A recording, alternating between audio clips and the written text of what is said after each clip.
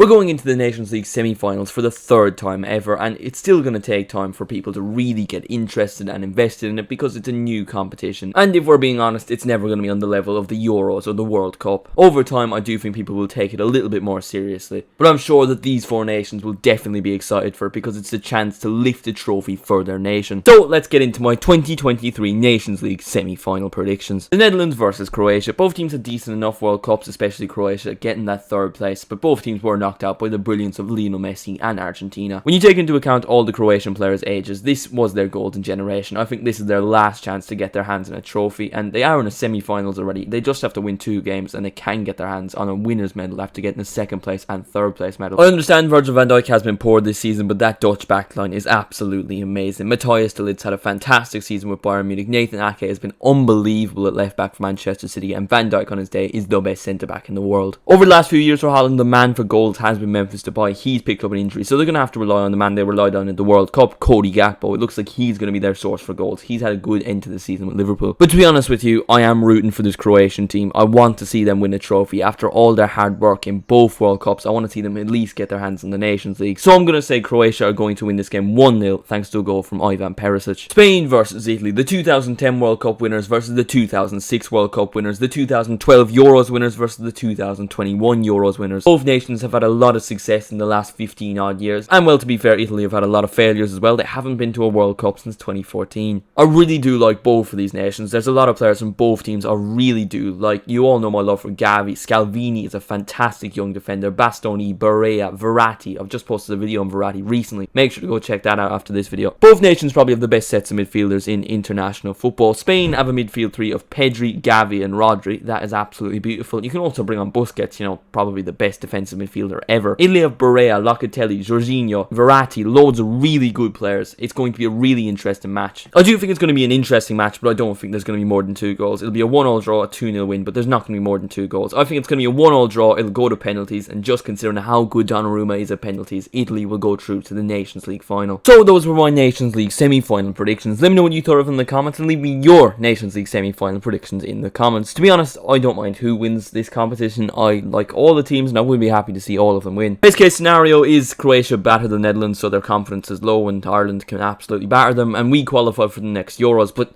that's fairly unlikely. Thank you all so much for watching the video. Make sure to leave a like if you enjoy, subscribe if you are new, and I'll see you in the next one.